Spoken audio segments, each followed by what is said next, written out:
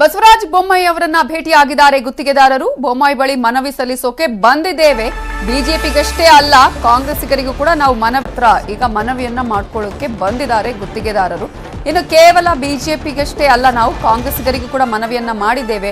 ಬಾಕಿ ಇರುವಂತಹ ಬಿಲ್ನ ನಮಗೆ ಆ ಒಂದು ಏನು ತಡೆಯನ್ನು ಹಿಡಿದಿದ್ದಾರಲ್ಲ, ಬಿಲ್ ಕೊಡ್ತಾ ಇಲ್ವಲ್ಲ, ಅದನ್ನ ಆದಷ್ಟು ಬೇಗ ಮಂಜೂರು ಮಾಡಲಿ ಅಂತ ಕೇಳ್ತಾ ಇದ್ದೀವಿ ಅಂತ ಹೇಳಿ ಬಿಬಿಎಂಪಿ ಗುತ್ತಿಗೆದಾರರ ಸಂಘದ ಅಧ್ಯಕ್ಷ ಮಂಜುನಾಥ್ ಹೇಳಿಕೆಯನ್ನ ಕೊಟ್ಟಿದ್ದಾರೆ. ಕಾಂಗ್ರೆಸ್ ಸಚಿವರ ಬಳಿಯೂ ನಾವು ಮನವಿ ಮಾಡಿದ್ದೇವೆ, ಸಂಪುಟ ಸಭೆಯಲ್ಲಿ ಚರ್ಚಿಸಿ ಅನುದಾನ ಕೊಡ್ತೇವೆ ಅಂತ ಹೇಳಿದ್ದಾರೆ. ಇನ್ನು ಕೆಂಪಣ್ಣ ಅವರ ನಿಲುವು ನಮ್ಮ ನಿಲುವು ಕೂಡ ಒಂದೇ ಆಗಿರುತ್ತೆ ಅನ್ನುವಂತಹ ಮಾತನ್ನ ಹೇಳಿದ್ದಾರೆ. ಈಗಾಗಲೇ ಈ ಗುತ್ತಿಗೆದಾರರ ಸಂಘದಲ್ಲಿ ಏನಾದರೂ ಒಡಕು ಮೂಡಿದೆಯಾ ಅನ್ನುವಂತಹ ಪ್ರಶ್ನೆಯನ್ನ ಕೂಡ ಹುಟ್ಟು ಹಾಕಿದೆ. ಚರ್ಚೆಯನ್ನ ಹಾಕ್ತಾ ಇರೋದನ್ನ ನಾವಿಲ್ಲಿ ಗಮನಿಸ್ತಾ ಇರಬಹುದು. ಇಲ್ಲಿ ಯಾಕಂದ್ರೆ ಒಬ್ಬೊಬ್ಬರು ಒಂದೊಂದು ರೀತಿಯ ಹೇಳಿಕೆಗಳನ್ನ ಕೊಡ್ತಾ ಇರೋದು. ಇನ್ನು ಕೆಲವರು ಹೇಳ್ತಾ ಇದ್ದಾರೆ, ಸಣ್ಣ ಮತ್ತು ಮಧ್ಯಮ ಗುತ್ತಿಗೆದಾರರು ಹೇಳ್ತಾರೆ ನಮಗೆ ಯಾವುದೇ ರೀತಿಯ ಕಮಿಷನ್ ಕೇಳಲಿಲ್ಲ ಅಂತ ಹೇಳಿ. ಕೆಲವರು ಹೇಳ್ತಾ ಇದ್ದಾರೆ ಕಮಿಷನ್ ಅನ್ನ ಕೇಳಿದ್ದಾರೆ ಅನ್ನುವಂಥದ್ದು, 15% ಕಮಿಷನ್ ಕೇಳಿದ್ದಾರೆ ಈಗ ಬಾಕಿ ಇರುವಂತಹ ಬಿಲ್ ಅನ್ನ ಮಂಜೂರು ಮಾಡೋದಿಕ್ಕೆ. ಸೊ ಇಂತಹ ಗೊಂದಲಗಳು ಇರುವಂತಹ ಸಂದರ್ಭದಲ್ಲಿ ಗುತ್ತಿಗೆದಾರರ ಸಂಘದಲ್ಲಿಯೇ ಹಾಗಾದ್ರೆ ಒಡಕು ಮೂಡಿದೆಯಾ ಅನ್ನುವಂತಹ ಪ್ರಶ್ನೆಯನ್ನ ಹುಟ್ಟು ಹಾಕಿದೆ. ಇದಕ್ಕೂ ಕೂಡ ಉತ್ತರವನ್ನ ಕೊಟ್ಟಿದ್ದಾರೆ. ಆ ಥರ ಯಾವುದೂ ಇಲ್ಲ, ಕೆಂಪಣ್ಣನವರ ನಿಲುವು ಹಾಗೆ ನಮ್ಮ ನಿಲುವು ಕೂಡ ಒಂದೇ ಆಗಿದೆ ಅನ್ನುವಂತಹ ಉತ್ತರವನ್ನ ಮಂಜುನಾಥ್ ಅವರು ಕೊಟ್ಟಿದ್ದಾರೆ. ಇನ್ನು ಮಾಜಿ ಸಿಎಂ BS ಯಡಿಯೂರಪ್ಪ ಅವರಿಗೂ ಕೂಡ ಈ ಮನವಿಯನ್ನ ಸಲ್ಲಿಸಿರೋದನ್ನ ಗಮನಿಸಬಹುದು. ಈಗ ಮಾಜಿ ಸಿಎಂ ಬಸವರಾಜ ಬೊಮ್ಮಾಯಿ ಅವರಿಗೂ ಕೂಡ ಅವರ ಬಳಿ ಬಂದು ಮನವಿಯನ್ನ ಸಲ್ಲಿಸಿದ್ದಾರೆ.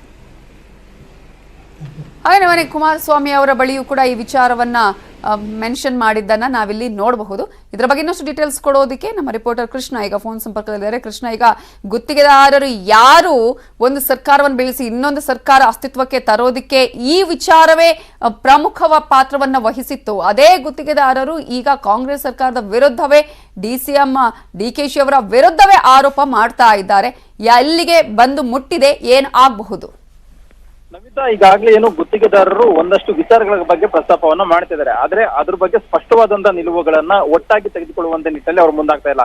ಒಂದ್ ಕಡೆಗೆ ಈಗಾಗಲೇ ಕೆಂಪಣ್ಣ ಅವರು ಕೂಡ ಇದ್ರ ಬಗ್ಗೆ ಅಂದ್ರೆ ಕಮಿಷನ್ ವಿಚಾರ ಇಲ್ಲವೇ ಇಲ್ಲ ಅನ್ನೋದಕ್ಕೆ ಕೂಡ ಹೇಳ್ತಾ ಇದ್ದಾರೆ. ಅದ್ರ ಜೊತೆಗೆ ಈಗ ಏನು ಮುಖ್ಯವಾಗಿ ಮಂಜುನಾಥ್ ಅವರು ಕೂಡ ಈಗಾಗಲೇ ರಾಜ್ಯ ಬಿಜೆಪಿ ನಾಯಕರನ್ನ ಭೇಟಿಯನ್ನ ಮಾಡೋದ್ರ ಮುಖಾಂತರವಾಗಿ ಮನವಿಯನ್ನ ಕೊಡ್ತಾ ಇದ್ದಾರೆ.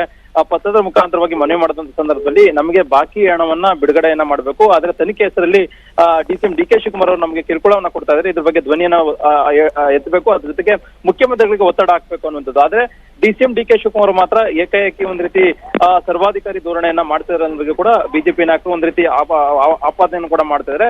ಅದ್ರ ಜೊತೆಗೆ DK ಶಿವಕುಮಾರ್ ಅವರು ಕೂಡ ಇಲ್ಲೊಂದ್ ಕಡೆ ಏಕಪಕ್ಷೀಯವಾದಂತ ನಿರ್ಧಾರವನ್ನ ಈ ಒಂದು ವಿಚಾರದಲ್ಲಿ ಕೈಗೊಳ್ತಿದ್ದಾರೆ ಅನ್ನಿಸ್ತು. ಅಂದ್ರೆ DK ಶಿವಕುಮಾರ್ ಅವರ ನಡವಳಿಕೆ ಬಗ್ಗೆ ಎಲ್ಲೋ ಒಂದ್ ಕಡೆ ಮುಖ್ಯಮಂತ್ರಿ ಸಿದ್ದರಾಮಯ್ಯ ಅವರು ಕೂಡ ಬೇಸರಗೊಂಡಿದ್ದಾರೆ ಅನ್ನೋ ಬಗ್ಗೆ ಕೂಡ ಕಾಂಗ್ರೆಸ್ ವಲಯದಲ್ಲಿ ಕೇಳಿ ಬರ್ತಾ ಇದ್ದಾವೆ. ಯಾಕಂದ್ರೆ ಈಗಾಗಲೇ ಈ BBMP ಗುತ್ತಿಗೆದಾರರು ಬರೀ ಬಿಜೆಪಿ ಶಾಸಕರಿಗೆ ಅಷ್ಟೇ ಮನವಿಯನ್ನ ಕೊಟ್ಟಿಲ್ಲ, ಜೊತೆಗೆ ಕಾಂಗ್ರೆಸ್ ಸಚಿವರಾಗಿರ್ತಕ್ಕಂಥ ರಾಮಲಿಂಗ ರೆಡ್ಡಿ, ಕೃಷ್ಣ ಬೈರೇಗೌಡ ಸೇರಿದಂತೆ ಪ್ರಮುಖವಾದಂತ ಮಿನಿಸ್ಟರ್ಗಳಿಗೂ ಕೂಡ ಈಗಾಗಲೇ ಮನವಿಯನ್ನ ಕೊಟ್ಟಿದ್ದಾರೆ. ಅವರು ಕೂಡ ಇವತ್ತಿನ ಸಚಿವ ಸಂಪುಟ ಸಭೆಯಲ್ಲಿ ಕೂಡ ಅದ್ರ ಬಗ್ಗೆ ಚರ್ಚೆ ಮಾಡಿ ಅನುದಾನವನ್ನು ಬಿಡುಗಡೆ ಮಾಡೋದ್ರ ಬಗ್ಗೆ ಕೂಡ ಕ್ರಮವನ್ನು ವಹಿಸಲು ಕೂಡ ಭರವಸೆಯನ್ನ ಕೊಟ್ಟಿದ್ದಾರೆ. ಅಷ್ಟಾದ್ರೂ ಕೂಡ ಎಲ್ಲೋ ಒಂದ್ ಕಡೆಗೆ ಅವರ ಬೇಡಿಕೆ ಇನ್ನೂ ಕೂಡ ಈಡೇರಲಿಲ್ಲ. ಆ ಕಾರಣಕ್ಕೋಸ್ಕರವಾಗಿ ಈಗ ಬಸವರಾಜ ಬೊಮ್ಮಾಯಿ ಅವರನ್ನ ಭೇಟಿ ಮಾಡಿ ಒಂದಷ್ಟು ಮನವಿಯನ್ನು ಕೂಡ ಮಾಡ್ತಾ ಇದ್ದಾರೆ. ಮುಖ್ಯಮಂತ್ರಿ ಬಸವರಾಜ ಬೊಮ್ಮಾಯಿ ಅವರು ಕೂಡ ಮುಖ್ಯಮಂತ್ರಿಗಳ ಜೊತೆ ಮಾತಾಡಿ ಒಂದ್ ರೀತಿ ಅನುದಾನವನ್ನು ಬಿಡುಗಡೆ ಮಾಡುವಂತ ಕೆಲಸ ಕೂಡ ಮಾಡ್ತಾರೆ ಕೂಡ ಹೇಳಿಕೆಯನ್ನ ಕೊಡ್ತಾ ಇದ್ದಾರೆ. ಆದ್ರೆ ಈಗ ಸದ್ಯಕ್ಕೆ 15% ಕಮಿಷನ್ ಆರೋಪ ಕೂಡ ಈಗ DK ಶಿವಕುಮಾರ್ ಮೇಲೆ ಕೇಳಿ ಬಂದಿರುವಂತದ್ದು. ಈ ಒಂದು ವಿಚಾರವನ್ನು ಕೂಡ ರಾಜ್ಯ ಬಿಜೆಪಿ ದೊಡ್ಡ ಮಟ್ಟದಲ್ಲಿ ಒಂದ್ ರೀತಿ ವಿಚಾರವನ್ನು ಪ್ರಸ್ತಾಪವನ್ನ ಮಾಡೋದ್ರ ಮುಖಾಂತರವಾಗಿ ಕಾಂಗ್ರೆಸ್ಗೆ ಒಂದ್ ರೀತಿ ಕಾಂಗ್ರೆಸ್ ವಿರುದ್ಧವಾಗಿ ಅಸ್ತ್ರವಾಗಿ ಕೂಡ ಮಾಡ್ಕೊಂಡಿದೆ. ನೀವ್ ಹೇಳ್ದಂಗೆ ಈ ಹಿಂದೆ ಬಿಜೆಪಿ ಸರ್ಕಾರ ಇತ್ತು, ಆ ಸಂದರ್ಭದಲ್ಲೂ ಕೂಡ ಇದೇ ಒಂದು ಕಾಂಗ್ರೆಸ್ 40% ಕಮಿಷನ್ ಆರೋಪದ ವಿಚಾರವಾಗಿ ರಾಜ್ಯ ಅಂದಿನ ಬಿಜೆಪಿ ಸರ್ಕಾರದ ವಿರುದ್ಧವಾಗಿ ದೊಡ್ಡ ಹೋರಾಟವನ್ನ ಮಾಡಿತ್ತು. ಅದರಿಂದಾಗಿ ಬಿಜೆಪಿ ಸುಳ್ಳನ್ನು ಕೂಡ ಕೊಂಡಿದೆ.